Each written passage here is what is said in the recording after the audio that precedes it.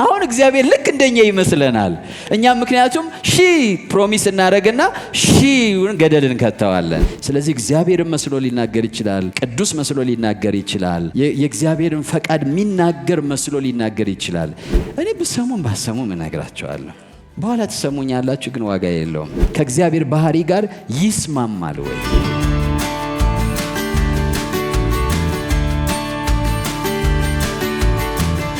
እግዚአብሔር ይመስገን።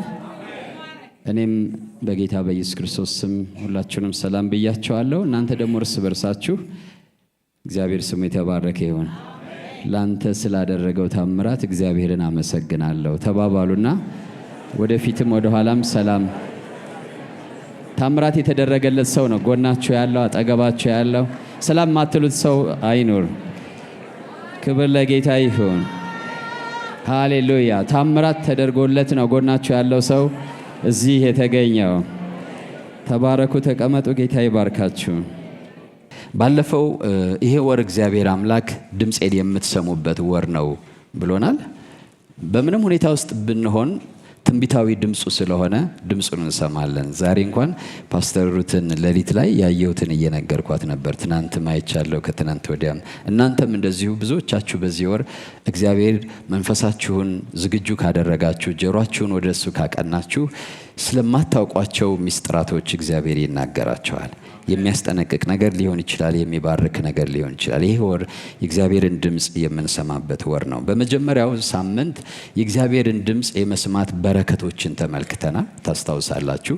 በሚቀጥለው ሳምንት ደግሞ ያየነው የእግዚአብሔርን ድምፅ እንዴት አድርገን እንሰማለን የሚለውን አይተናል። የጌታን ድምፅ እንዴት ነው መስማት የምንችለው? ሁላችን ያ ዕድል ተሰጥቶናል። እንደ እግዚአብሔር ልጆች ሁላችንም የእግዚአብሔርን ድምፅ መስማት እንችላለን። የጌታ ኢየሱስ ክርስቶስ በጎች ነን፣ እሱ እረኛችን ነው። ስለዚህ እንዴት ነው ግን ድምፁን የምንሰማው የሚለውን የጌታን ድምፅ እንዴት እንሰማለን የሚለውን እንደምታስታውሱት አሁን ባለፈው ያለፈው እሁድ ላይ የጌታን ድምፅ መስማት እንዴት እንለማመድ በሚል ተመልክተናል። በዛም ያየናቸው ነጥቦች አሉ፣ ታስታውሳላችሁ ብዬ አስባለሁ። በስላሴ አካል ውስጥ መንፈስ ቅዱስ የስላሴ ኮሙኒኬተር ነው። እግዚአብሔር ከኛ ጋር የሚነጋገረው፣ ሐሳቡን ከኛ ጋር የሚካፈለው፣ ሕይወቱንም ከኛ ጋር የሚካፈለው በመንፈሱ አማካኝነት ነው። የእግዚአብሔርን ሕይወት የተቀበልነው፣ ቃሉን የምንሰማው፣ እግዚአብሔርን የምናውቀው፣ በአጠቃላይ ከእግዚአብሔር ጋር ያለን ግንኙነት ከስላሴ አካል ውስጥ በመንፈስ ቅዱስ አማካኝነት ነው። ጌታ ኢየሱስ ክርስቶስ ለዛ ግንኙነትና ህብረት የሚያስፈልገውን ነገር ነው ያደረገው። ዋናው ደግሞ እግዚአብሔር አብ ነው። ይሄ በጣም መጀመሪያ ልንገነዘበው የሚገባና ከመንፈስ ቅዱስ ጋር እጅግ የጠበቀ ግንኙነት ሊኖረን እንደሚያስፈልግ ተነጋግረናል። ሌላው መንፈሳዊ ጆሮአችንን ማሳደግ፣ ማዳበር፣ የመስማት አቅማችንን ማዳበር አለብን ብለን ተነጋግረናል። በዛም ደግሞ ስንነጋገር ካስታወሳችሁ እንደ እግዚአብሔር ልጆች ዳግመኛ ስንወለድ ሕፃናት ሆነን ተወልደናል።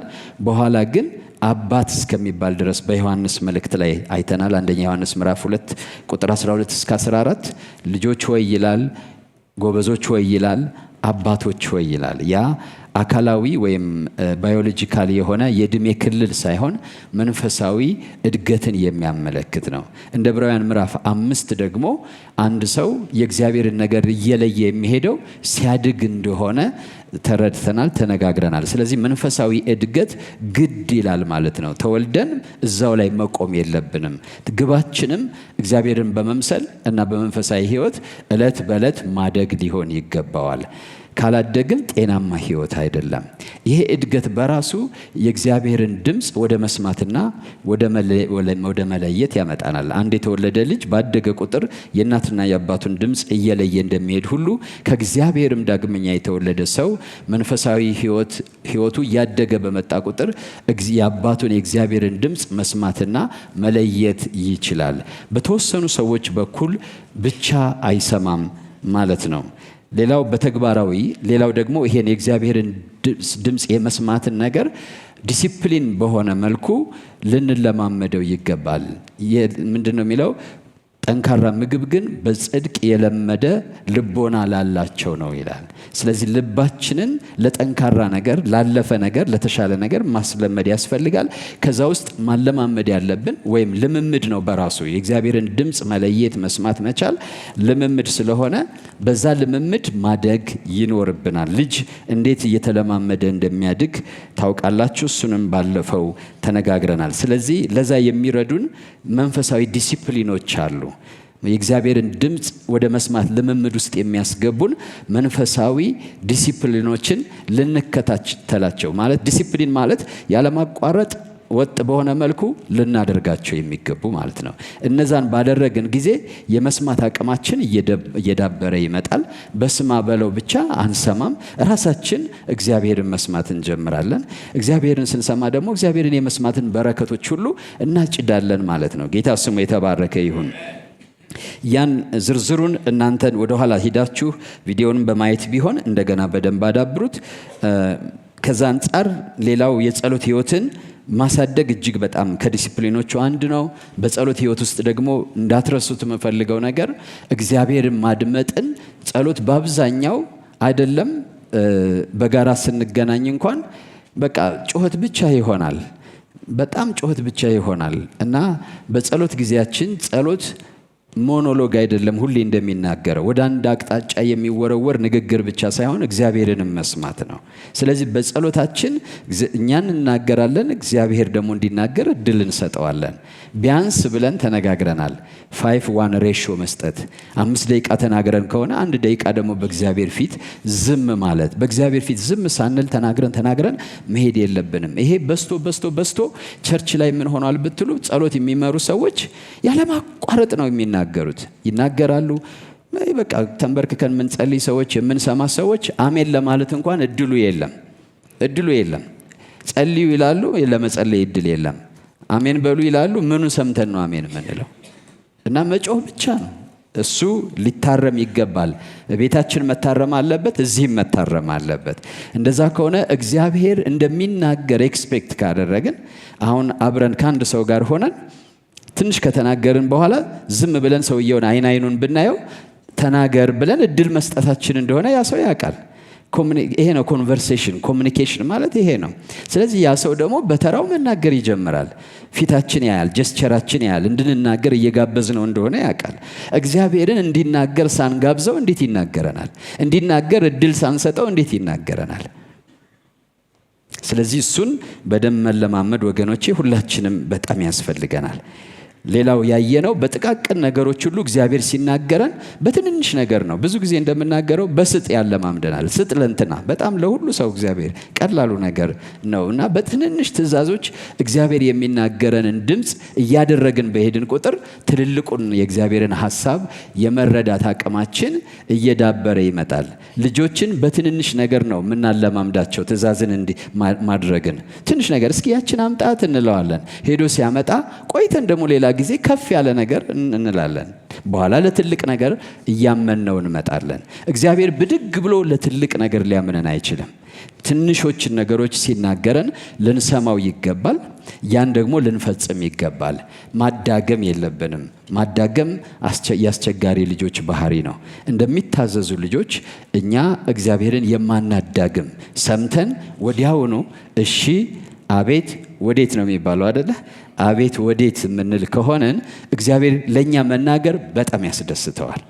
ጌታ ስሙ የተባረከ ይሁን። ክብር ለጌታ ይሁን። አቤት ወዴት የሚሉ ሰዎች አለቆቻቸውን ያስደስታሉ፣ ተናጋሪዎችን፣ አዛዦችን ያስደስታሉ። ስለዚህ በጥቅቅን ነገሮች እግዚአብሔርን መታዘዝን መለማመድ በጣም ያስፈልጋል። ዛሬ ደግሞ የምናየው የመጨረሻው ይሆናል። የጌታን ድምፅ ከሌሎች ድምፆች እንዴት እንለያለን? እግዚአብሔር ሁል ጊዜ ይናገራል። ባለፈው ተነጋግረናል። በኢዮብም መጽሐፍ ኤሊሁ ነው የተናገረው። እግዚአብሔር በአንድም በሌላም መንገድ ይናገራል፣ ሰው ግን አያስተውለውም፣ ማለት ለይቶ አይረዳውም፣ አይገነዘበውም ብሎ ይናገራል። እግዚአብሔር ከመናገር አቋርጦ አያውቅም። እግዚአብሔር ልዩ የሚያደርገው የሚናገር አምላክ መሆኑ ነው። ይሄን ሁላችሁም ማመን አለባችሁ። እስካሁን ሁልጊዜ እግዚአብሔር አሁን ራሱ እግዚአብሔር እየተናገረ ነው። እግዚአብሔር የሚናገር አምላክ ነው። እግዚአብሔር የፍቅር አምላክ ነው። እግዚአብሔር ኃያል አምላክ ነው። እግዚአብሔር የታምራት አምላክ ነው እንደምንለው ሁሉ እግዚአብሔር ተናጋሪ አምላክ ነው ብለን ማመን አለብን። እግዚአብሔር ተናጋሪ አምላክ ነው። በሉ እስኪ ሁላችሁም አሁን ራሱ እግዚአብሔር እየተናገረ ነው። ስለዚህ የሚያስፈልገው የኛ መስማት፣ የሚያስፈልገው ደግሞ ከምንሰማቸው ድምጾች ሁሉ የእግዚአብሔርን ድምጽ መለየት ነው።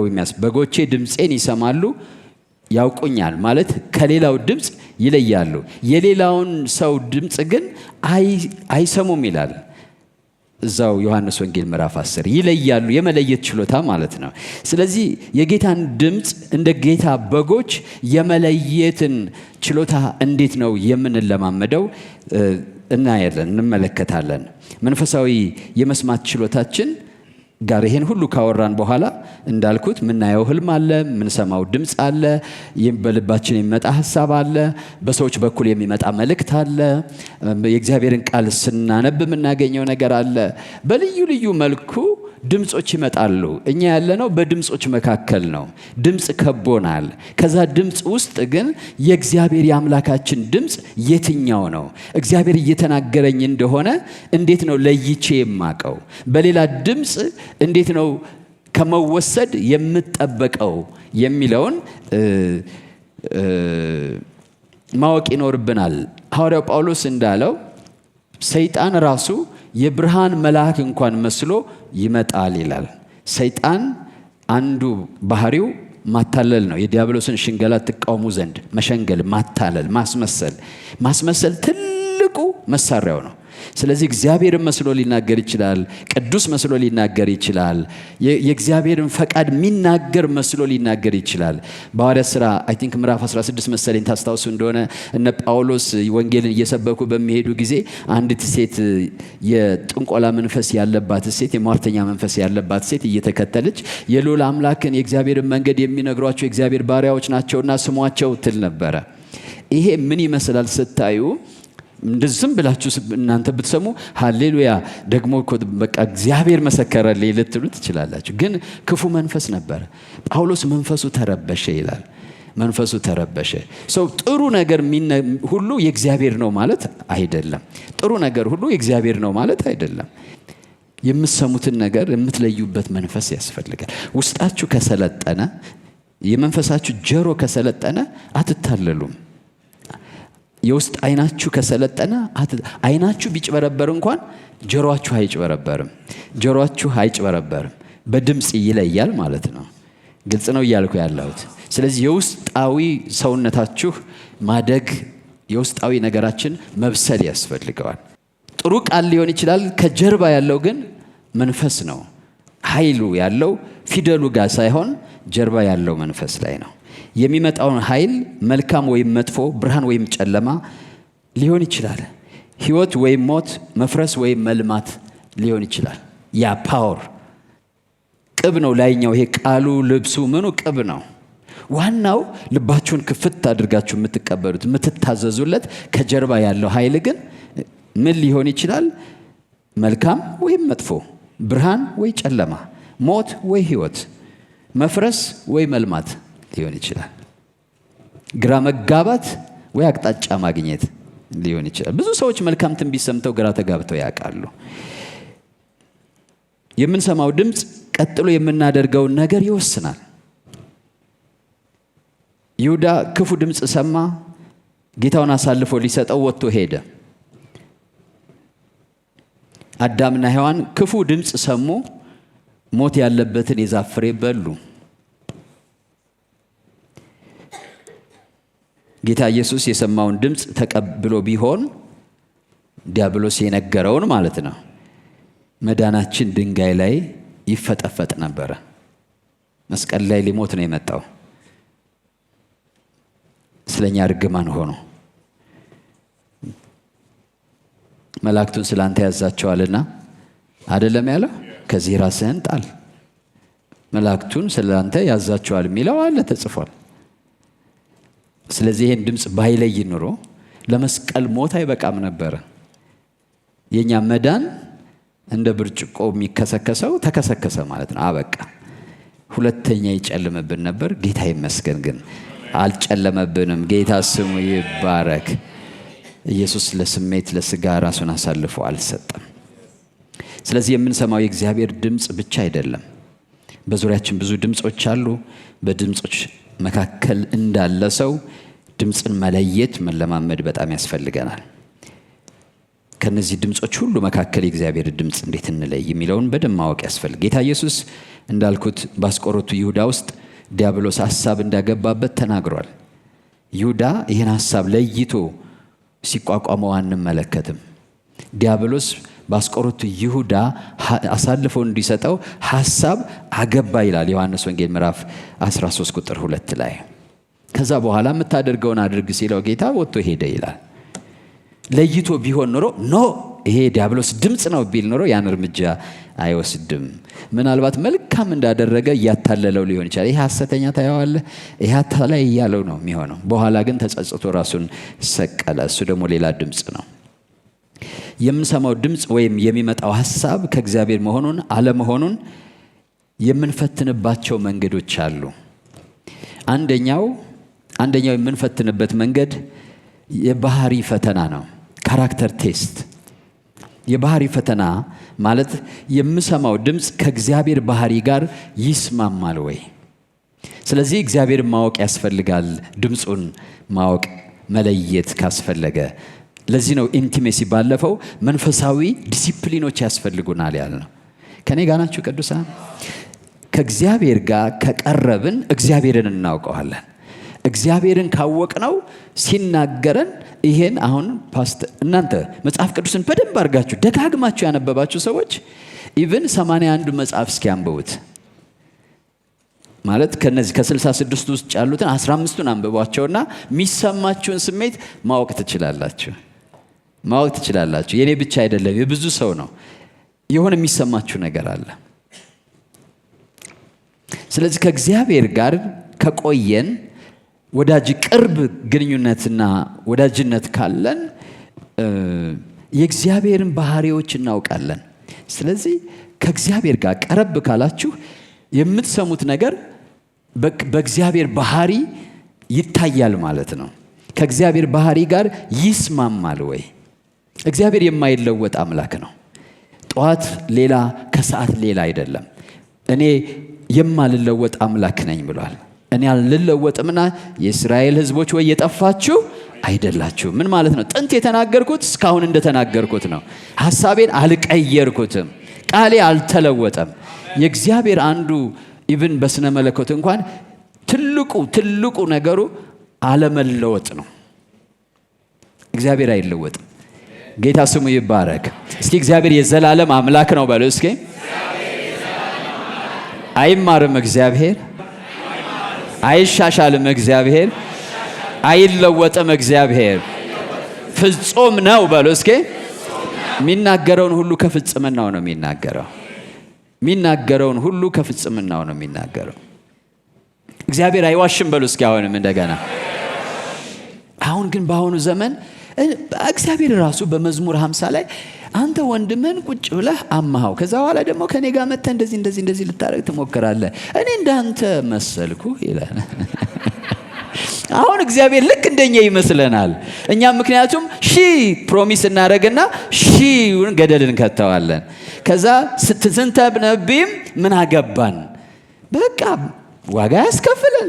በእግዚአብሔር ፊት ስም እንደፈለግን እንናገርና በኋላ የሚገርመው እኮ ብላ ስትመጣ ወይ ቢሮአችንን እንዘጋለን። የተነገርነው ትንቢት ምን ጣጣ እንዳመጣባት ከገባን ከዛ በኋላ የሚያገኝህ የለም፣ የምታገኘው ነብይ የለም፣ አንድም አታገኙም። ከዛ በኋላ አታገኙም። ከዛ በኋላ ፕሮሚስም አድርጎ ሰው ከሰዓት ይሽራል። እግዚአብሔር እንደ ሰው አይደለም በሉ እስኪ እንደገና። ስለዚህ የምንሰማውን እግዚአብሔርን ማወቅ አለብን። የምንሰማውን ነገር ይሄ ከእግዚአብሔር ልብ ሊወጣ ይችላል ወይ? ይሄ ከእግዚአብሔር ማንነት ሊወጣ ይችላል ወይ በሚለው መፈተሽ ይኖርበታል። እግዚአብሔር ስሙ ይባረክ። ዘፍጥረት ምዕራፍ 3 የመጀመሪያው ውድቀት የመጣው በዚህ ቴስት ፌል አድርጎ ነው። አልፈተኑም። ምንድነው የዲያብሎስን ድምፅ እንዲሰሙ ያደረጋቸው ብትሉ አዳምና ሔዋን እግዚአብሔርን ተጠራጥረውታል። ምንድነው ያላቸው? ቁጥር 1 እባብም እግዚአብሔር አምላክ ከፈጠረው ከምድር አውሬ ሁሉ ይልቅ ተንኮለኛ ነበረ። ሴቲቱንም በእውኑ እግዚአብሔር ከገነት ዛፍ ሁሉ እንዳትበሉ አዟልን አላት። የመጀመሪያ ነግሯቸው ይሆን የሚለውን ማረጋገጥ ነው የፈለገው። አጭበርባሪ ነው በጣም። ሴቲቱም ለእባቡ አለችው፣ በገነት ካለው ከዛፍ ፍሬ እንበላለን። ነገር ግን በገነት መካከል ካለው ከዛፉ ፍሬ እግዚአብሔር አለ እንዳትሞቱ ከእርሱ አትብሉ አትንኩትም አለ። እያሰሳቸው ነው። ከየት ተነስቶ ምን ማድረግ እንዳለበት ነው እየገመገማቸው ነው ያለው። ቁጥር 4 እባብም ለሴቲቱ አላት፣ ሞትን አትሞቱም። ከእርሷ በበላችሁ ቀን ዓይኖቻችሁ እንዲከፈቱ እንደ እግዚአብሔርም መልካምና ክፉን የምታውቁ እንድትሆኑ እግዚአብሔር ስለሚያውቅ ነው እንጂ። እግዚአብሔር ምን ስለሚል ነው? ስለሚያውቅ ነው። ስሙ በደንብ። ከዚህ በኋላ የመታባቸው የእግዚአብሔርን ባህሪ ነው። እግዚአብሔር ሁለት ነው። ኢንቴግሪቲ የለውም፣ ቅንነት የለውም። እግዚአብሔር እንዲህ ብሎ የነገራችሁ እንዲህ እንዳትሆኑ ነው። አሃ አሉና ከዛ ጆሮአቸውን ለዚህኛው ድምፅ ሰጡ። ባይሆን ኑሮ አይደለም፣ እኛ የምናውቀው እግዚአብሔር አይዋሽም ማለት ይችሉ ነበር። አላሉ። ስለዚህ የመጣውን ድምፅ ገና እንዲህ ሲል የእግዚአብሔርን ካራክተር ሲቃወመው ይሄ ከዲያብሎስ ነው ማለት ነበረባቸው። እንደዛ ነው የሚባለው በሉኝ። እንደዛ ነው የሚባለው በሉ። በሉ እንደገና ድገሙት። እንደገና የእግዚአብሔርን ባህሪ ጥያቄ ውስጥ ሲያስገባ የእግዚአብሔርን ቅድስና፣ የእግዚአብሔርን ጽድቅ፣ የእግዚአብሔርን ፍቅር፣ የእግዚአብሔርን ምሕረት፣ የእግዚአብሔርን ቸርነት፣ የእግዚአብሔርን ኃያልነት፣ የእግዚአብሔርን አምላክነት፣ የእግዚአብሔርን ዘላለማዊነት ጥያቄ ውስጥ የሚያመጣ የሆነ ድምፅ ሲመጣ ይሄማ ከዲያብሎስ ነው፣ ይሄማ አንታይ ክራይስት ነው፣ የክርስቶስ ተቃዋሚ ነው ማለት ይኖርብናል። እነሱ እንደዛ መፈተሽ አልቻሉም። ጌታ ኢየሱስ የሰማውን ድምፅ ተቀብሎ ቢሆን ቅድም እንዳልኩት ያ ነበር የሚደርሰው። ግን በደንብ አውቆታል። ያሸነፈው የቃሉን ቅንነት ተጠቅሞ ነው። ኢንቴግሪቲ ነው የተጠቀመው። ጌታ ኢየሱስ ክርስቶስ ያሸነፈበት ምክንያት ምንድን ነው? እንዲህ ተብሎ ደግሞ ተጽፏል። ሁለቱ አይጋጩም ማለት ነው። እስኪ የቃሉ ቅንነት በሉ። ኢንቴግሪቲ ማለት ነው። ክብር ለጌታ ይሁን። አሜን ነው። እግዚአብሔር በአንድ ቦታ ላይ የተናገረው ሐሳብ ከሌላ ሐሳቡ ጋር ምን አይልም፣ አይጋጭም። ያን ኢንቴግሪቲ ተጠቅሞ ነው ጌታ ኢየሱስ ዲያብሎስን ያሸነፈው። ሂድ አንተ ሰይጣን ያለው ለአምላክህ ለእግዚአብሔር ስገድ እሱንም ብቻ አምልክ ተብሎ ተጽፏል። ይሄ ተብሎ የተጻፈው ነገር ከዚህ ጋር አይሄድም። ስለዚህ ብሎ ጣለው ማለት ነው። እንደዛ ልንፈትሻቸው ለዛ እኮ ነው በቆላስይስ ምዕራፍ 3 ቁጥር 16 ላይ የእግዚአብሔር ቃል ምን ይላል? የእግዚአብሔር ቃል በሙላት ይኖርባችሁ ይላል። የእግዚአብሔር ቃል የእግዚአብሔር መገለጥ ነው። እግዚአብሔር ራሱን የገለጠው በቃሉ ነው። የእግዚአብሔር ቃል የእግዚአብሔር ሰልፍ ሬቨሌሽን ነው። እሱ በጣም ያስፈልገናል ወገኖቼ። እግዚአብሔር ፍቅር ነው አይደለ? በፍቅር ላይ ያልተመሰረተ ማንኛውም ድምፅ፣ ፍቅር ስላችሁ ደስ የሚል ነገር ሳይሆን በአጋፔ በሆነው በእግዚአብሔር ፍቅር ላይ ያልተመሰረተ ማንኛውም ድምፅ ምንም እንኳን ትክክል መስሎ የሚታይ ቢሆን መጠርጠር አለበት። ጥላቻን፣ ክፋትን፣ መለያየትን ወይም ራስ ወዳድነትን የሚያበረታታ ድምፅ ከእግዚአብሔር አይደለም። ከእግዚአብሔር መርሆች የወጣ ድምፁን ከሰማችሁት በኋላ የምትወስዱት እርምጃ ከእግዚአብሔር የጸና መርህ፣ የፍቅር መርህ የሚያወጣችሁ ከሆነ ያ ድምፅ የማን ድምፅ አይደለም? በቃ ከማንም ሰው ስሙት፣ የእግዚአብሔር ድምፅ አይደለም። እግዚአብሔር የሚጠላውን ነገር የሚያመጣ ድምፅ ከሰማችሁ ያ ድምፅ ከማን አይደለም ማለት ነው? ከእግዚአብሔር አይደለም። ወንድማችሁን እንድትጠሉ የሚያደርግ ሐሜተኛ ትንቢት የምትሰሙ ከሆነ ያ ድምፅ ከማን አይደለም? ከእግዚአብሔር አይደለም። ለመሪዎቻችሁ እንዳትታዘዙ የሚያደርግ አመፀኛ የሚያደርጋችሁ ልባችሁን የሚያስታቢ ድምፅ የምትሰሙ ከሆነ ያ ድምፅ ከእግዚአብሔር አይደለም። እናንተን የሚያልቃችሁ፣ የሚያገዝፋችሁ፣ ሌላውን የሚያንኳስስ እና ወደ ትዕቢት የሚመራችሁ የተቀባ የተለየህ የሚላችሁ ድምፅ ከእግዚአብሔር አይደለም። እግዚአብሔር እንደዛ አይናገርም። ቀብቻለሁ ሂድና አድርግ ነው የሚላችሁ እንጂ እናንተን አያቆላብሳችሁ። ምን ብሎ ነው የሚያቆላብሳችሁ? ሚሽናችሁን ነው የሚነግራችሁ። ግን ያው አጋንንት ሲናገር መስማት እኮ ነው። አጋንንት እዚህ ቤት ስናስወጣ ዓርብ እሱ ማለት ነው አንዳንዱ ትንቢት። በዚህ ከተማ ላይ ማንም ሊያስወጣኝ አልቻለም፣ አንተ ብቻ ነው ያገኘኸኝ። ይሄ ነው ትንቢት። እንግዲህ አንዳንዴ የምትሰሙት መልካም ትንቢት ለእናንተ ከዚህ በፊት ማንም ተቀብቶ በማያውቅ ሁኔታ ቀባሻለሁ። ምን ማለት ያስፈልገዋል? እግዚአብሔር እንደዚህ ይሄ ምኞታችን ነው። ከወንድማችን እጅግ የላቀ መሆን እንፈልጋለን። ተቀብቶ ሰው በማያውቀው ነገር ተቀብተን ከዛ ሁሉ ሰው መጥቶ እንዲሰግድልን እንፈልጋለን። ስፔሻል ስታር መሆን እንፈልጋለን። ያን ደግሞ ይተነብዩልናል።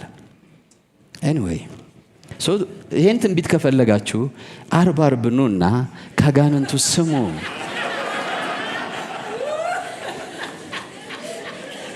እችን ሴት ታያታለህ ይላል። ምትበላው የላት፣ ምትጠጣው የላት፣ ሂዳ ምታድርበት የላት። የሚገርምህ ነገር እንዲያው በቃ እንደተሰቃየች ነው። አሁን ራይ ይመስላችሁ? አጋንንት ራርቶ ምትበላው የላት። ማን ነው መጀመሪያ ያጎሳቆላት? ማን ነው መጀመሪያ እንደዛ ያደረጋት? እግዚአብሔር የሚጸየፈውን ነገር አጽድቆ የሚያመጣ ድምፅ ከእግዚአብሔር አይደለም። መጽሐፈ ምሳሌ ምዕራፍ 6 ቁጥር 16፣ 17፣ 18፣ 19 ምን ይላል? እግዚአብሔር የሚጠላቸው 6 ነገሮች ናቸው፣ 7ቱንም ነፍሷ አጥብቃ ትጸየፈዋለች። ትዕቢተኛ ዓይን፣ ሐሰተኛ ምላስ፣ ንጹሕ ደም የምታፈስ እጅ፣ ክፉ ሐሳብን የሚያበቅል ልብ፣ ወደ ክፉ የምትሮጥ እግር፣ በሐሰት የሚናገር ሐሰተኛ ምስክር፣ በወንድማማች መካከል ጠብን የሚዘራ። ብዙ ትንቢት ጠብ የሚዘራ ነው። ለዚህ ነው በአንደኛ ዮሐንስ ምዕራፍ 4:1 ላይ ወዳጆች ሆይ መንፈስን ሁሉ አትመኑ፣ ነገር ግን መናፍስት ከእግዚአብሔር ሆነው እንደሆነ መርምሩ። ቁጥር 8 ላይ እግዚአብሔር ፍቅር ነው። ምን መረምረው? በዚህ ነው ማለት ነው። እግዚአብሔር ፍቅር ነው። እስኪ በሉ ሁላችሁ ጌታ ስሙ ይባረክ። ስለዚህ የሰማሁት ድምፅ በእውኑ ፍቅርን፣ ደስታን፣ ሰላምን፣ ትዕግስትን፣ ቸርነትን፣ በጎነትን፣ ታማኝነትን፣ ገርነትን፣ ራስን መግዛትን ያመጣል። ገላትያ ምዕራፍ 5 የመንፈስ ፍሬ የተባሉትን እነዛን ነገሮች የሚያስተጋባ ነው የሚያመጣ ነው የሚለውን መስማት መለየት በጣም ያስፈልጋል። ጌታ ስሙ የተባረከ ይሁን። እግዚአብሔር ወደ ኃጢአት ወይም ወደ ሞራል ውድቀት ድርድር ውስጥ አያስገባንም። ወደ ሞራል ውድቀት ውስጥ የሚያስገባ ድምፅ አያመጣም። ወደ ኃጢአት የሚመራ ድምፅ እግዚአብሔር አያመጣም። ያዕቆብ 1:13 ላይ ማንም ሲፈተን በእግዚአብሔር እፈተናለሁ አይበል ይላል። ወደ ኃጢአት ወደ ኢሞራሊቲ ሊሆን ይችላል። እግዚአብሔር በክፉ ምን አይልምና አይፈትንምና። እግዚአብሔር ስላቅ ንግግር ይናገራል። ያን ደግሞ እኛም እናውቀዋለን። ነቢዩ ሚክያስ ነው አይደለ? የእስራኤሉን ንጉሥ ሌሎቹ ውጣ ተከናወን እግዚአብሔር አሳልፌ ሰጥቻለሁ ይልሃል እያሉ እንዲያውም ምልክት ሁሉ እያሳዩ በኃይል ማለት ነው ዲሞንስትሬት እያደረጉ ልክ እንደዚህ ጠላቶችን እግዚአብሔር አደርጋለሁ ይላል እያሉ ሐሰተኛ ነቢያቶች ሲናገሩ ኢዮሳፍጥ ገባው። ሌላ የእግዚአብሔር ያው ከዛ ሁሉ መልካም ንግግር በኋላ እንዲያው ሌላ የእግዚአብሔር ነቢይ የለምን አለው። እንዳለ አለ፣ ግን ስለኔ መልካም አይናገርም። አቤት በዚህ ትውልድ መካከል ጆሮአችን የተራበው ላይክና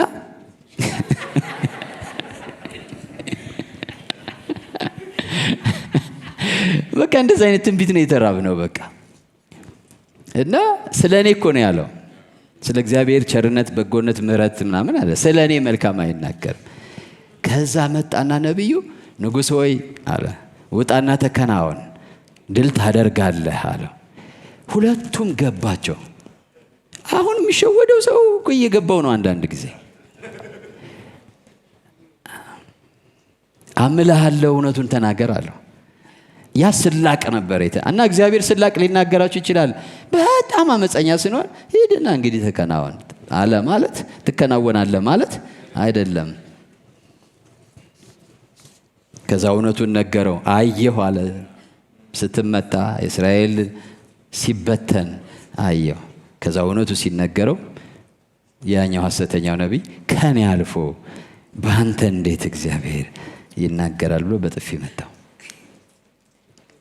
ከዛ ደግሞ ሄጄ ድል ነስቼ እስክመጣ የመከራ እንጀራ ስጡት ብሎ ሄዶ ግን ድል ነስቶ አልመጣም።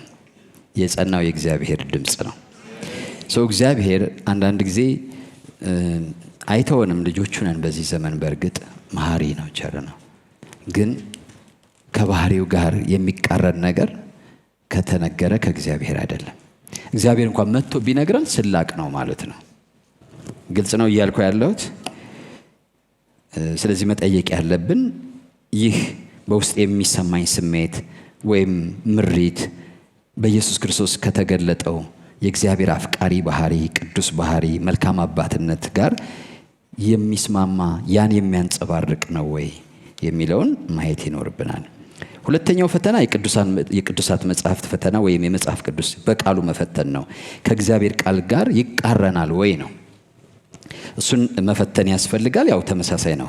እግዚአብሔር ከተገለጠው ከተጻፈው ቃሉ ጋር አይቃረንም። የእግዚአብሔር ቃል የእግዚአብሔር ቅድም እንዳልኩት ሰልፍ ሬቨሌሽን ነው።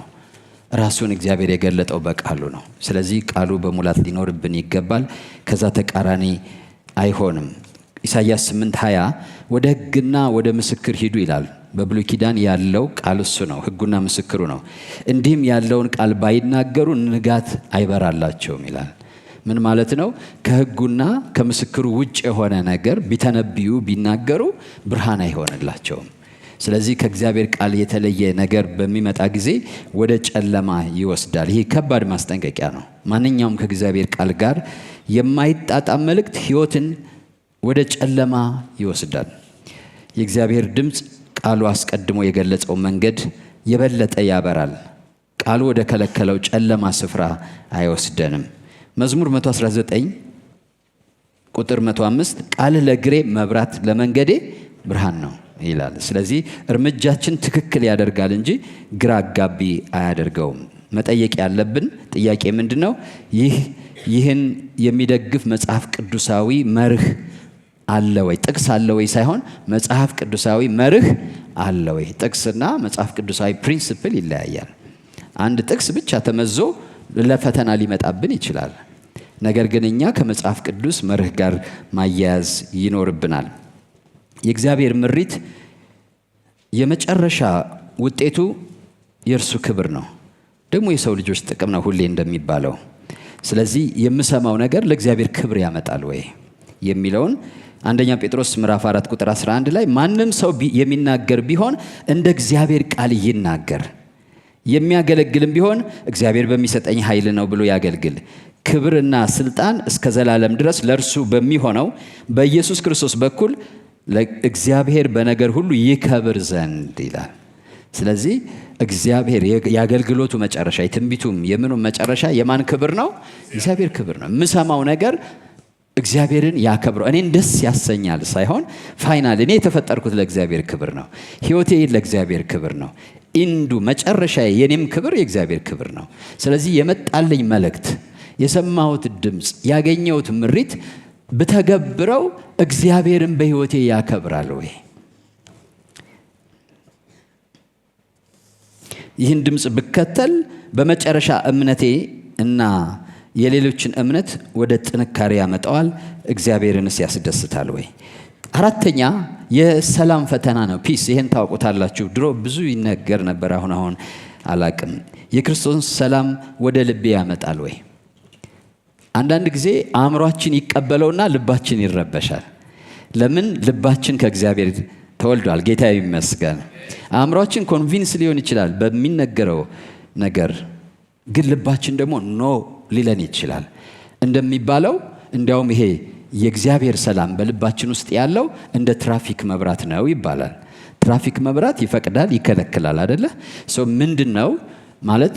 ጥሩ ነገር ብንሰማም ልባችን ሰላም ካጣ ከታወከ፣ አእምሯችን እየተቀበለው እያለ ነገሩን ልባችን ከታወከ በመንፈሳችን ውስጥ ሬድ ላይት በርቷል ማለት ነው። ምክንያቱ ባይገባንም፣ ለምን ሬድ ላይት እንደበራ ባይገባንም፣ ያን ጊዜ ሬድ ላይት ምንድን ነው? ስቶፕ ነው አይደለ? ዶንት ቴክ አክሽን ማለት ነው። በዛን ጊዜ ምንም አይነት እርምጃ አትወሰዱ። ግልጽ ነው እያልኩ ያለሁት። በቃ ቆሙ። ሬድ ላይት ሰማችሁ ማለት ላይገባችሁ ይችላል። ጥሩ ነገር ሰምታችኋል፣ ጥሩ ነገር አይታችኋል። ግን እርምጃ ልትወስዱ ስትሉ ፒስ አጣችሁ፣ የውስጥ ሰላም አጣችሁ። በቃ አቁሙት እዛ ጋር። የእግዚአብሔር ሰላም በክርስቶስ ኢየሱስ አእምሯችሁን ምን ይላል ነው የሚለው? ይቆጣጠራል። አእምሯችንን፣ ልባችንን የእግዚአብሔር ሰላም እስኪቆጣጠረው ድረስ ሰርች ማድረግ ይኖርብናል። እሱ ልክ እንደ ትራፊክ ላይት ነው። ደግሞ የሰማነውን ነገር ደግሞ ሰምተን ልባችን ሰላም ከሆነ ደስ የሚል ስሜት ማለት አይደለም። የልብ ሰላም ታውቁታላችሁ እንደ ክርስቲያን እና ጥሩ። ይሄ ሃፒነስ እንደምታውቁት የክስተቶች ምላሽ ነው፣ የሆርሞን ውጤት ነው። የልብ ሰላም ፒስ ግን የመንፈስ ቅዱስ ስራ ነው፣ የእግዚአብሔር ነው። ጌታ ስሙ የተባረከ ይሁን። አሜን ነው። የሆነ ነገር ደስ እንደሚያሰኝ እንደምናገኝ ስናውቅ በውስጣችን በቃ ብዙ ሆርሞን ይፈሳል፣ የሆነ ነገር ይሰማናል። እሱ ፒስ አይደለም። ፒስ እና ሃፒነስ ይለያያል። ፒስ የሚባለው የነፍሳችን ትራንኳሊቲ ነው። እግዚአብሔር ራሱ ሻሎም ነው፣ የእግዚአብሔር ሰላም። ልባችንን ስንሰማው ምን ተሰማን? ቆላስይስ ምዕራፍ 3 ቁጥር 15 ላይ በአንድ አካል የተጠራችሁለት ደግሞ የክርስቶስ ሰላም ልባችሁን ይግዛ። ሁልጊዜ ልባችን መገዛት ያለበት በማን ሰላም ነው? በክርስቶስ ሰላም ነው። ይሄ ይግዛ የሚለው ቃል ልክ በብሉይ ኪዳን መሳፍንቶች ገዢዎች ይባላሉ። ነቢያቶች ለምሳሌ እነ ሙሴ ምናምን ገዢዎች ነበሩ። ጀጅ ያደርጋሉ። መጥፎ ነው፣ ትክክል ነው፣ አይደለም ይላሉ። ይሄ የእግዚአብሔር ሰላም ልባችሁ ውስጥ ይግዛ የሚለው ቃል ያቺ ይግዛ ሩል ያድርግ የሚለው ቃል ከኦሪጂናል ትርጉሙ ብትወስዱት ምንድነው? ጀጅ ያድርግ ማለት ነው። ይፍረድ። የእግዚአብሔር ሰላም በልባችሁ ውስጥ ሆኖ ምን ያድርግ? ይሄ ነገር ከእግዚአብሔር ነው ከእግዚአብሔር አይደለም እያለ ይፍረድ።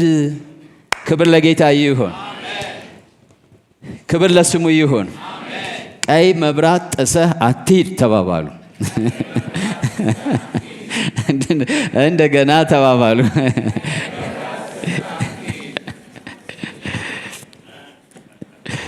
ክብር ለስሙ ይሁን። ሃሌሉያ። ጌታ ሰላሜን እተውላችኋለሁ ሰላሜን እሰጣችኋለሁ ብሏል አይደለ? የሱ ሰላም በውስጣችን አለ። በሆኑ ምክንያቶች የሚመጣ አይደለም። የጌታ ሰላም ኦልሬዲ በልባችን ውስጥ አለ። ቋሚ ነው፣ ነዋሪ ነው። እግዚአብሔር ስሙ የተባረከ ይሁን። ስለዚህ መጠየቅ ያለብን ይሄን ነገር የሰማሁትን ያየሁትን ነገር በጸሎት ለእግዚአብሔር ካስረከብኩት በኋላ ካሳወቅኩት በኋላ ምንድነው የተሰማኝ? በጸሎት ማሳወቅ አለብን። ምንድነው የተሰማኝ ነገር? ሰላም ነው በውስጤ? የእግዚአብሔር ሰላም ዲስተርብ አልሆነም? እግዚአብሔር የሰጠኝ ሰላም፣ እሱን መፈተሽ ያስፈልጋል። የመጨረሻው የምክር ፈተና ነው ማለት በጌታ ያደጉ እውነተኛ የሆኑ የበሰሉ አማኞች ስለሰማሁት ድምፅ ምን ይላሉ? በዚህ 34 ዓመት ያው አብረን ነው አብዛኛውና 35 ዓመት የጌታ ጋር ጉዞ ውስጥ በእግዚአብሔር ቤት ልበላችሁ ጉዞ ውስጥ በጣም በተደጋጋሚ የሚያጋጥመኝን ባታምኑም ልንገራችሁ። ብዙዎቻችሁ አታምኑም። አንድ ሰው መጥቶ አገባሻለሁ ግን ለማንም እንዳትናገሪ ካለሽ በ34 ዓመት ልምዴ አደጋ ላይ ነሽ ማለት። በተለይ ፓስተር እንዳይሰማ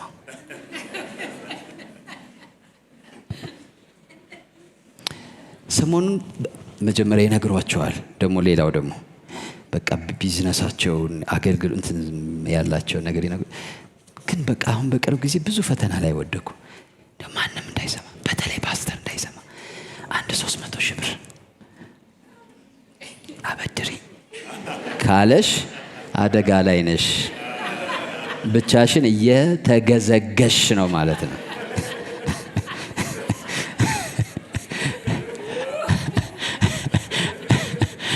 ብቻሽን ህይወት የአንድ ቀን አይደለም። እና ወደ ብርሃን ወደ አደባባይ አይሁን ግን ወደ ብርሃን ይምጣ ሁሉ ነገር። ምንም ችግር የለውም።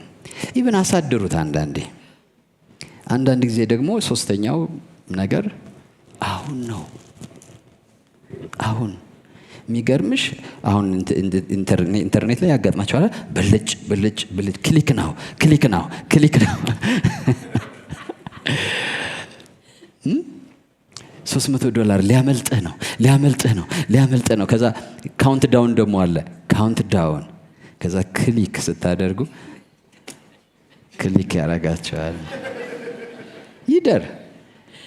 የእናንተ ዴስቲኒ በእግዚአብሔር እጅ ነው። በሆነ እንደው ድንገተኛ አጭበርባሪ ወይም በቃ የሆነ አሁን ካልሆነ እግዚአብሔር አይተዋችሁም። እየሰማችሁ ነው ወይ?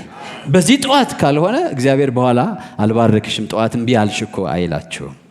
እና እንደዚህ አይነት ጥድፊያ ያለበት ነገር ሁሉ እግዚአብሔራዊ አይደለም።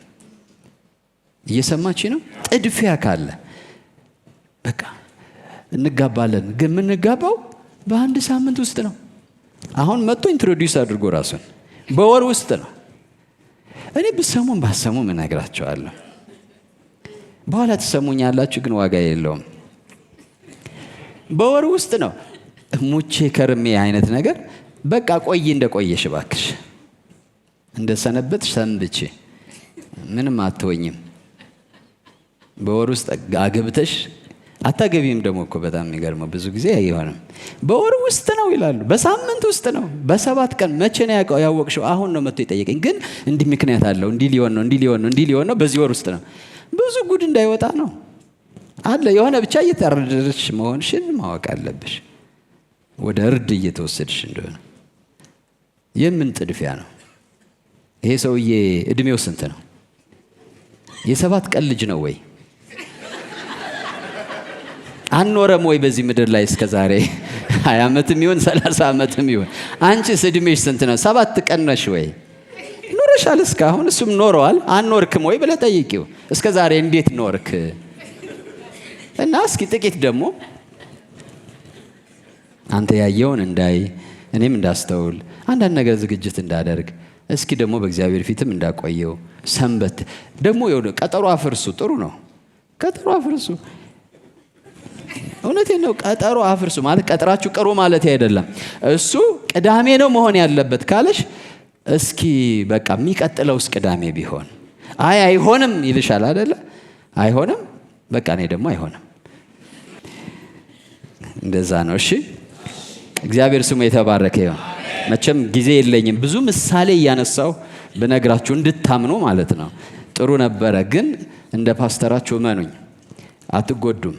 እግዚአብሔር በረከታችሁን እንደዚህ በምትበጠስ በቀጭን ገመድ ላይ አያስቀምጡ አያመጣላችሁ።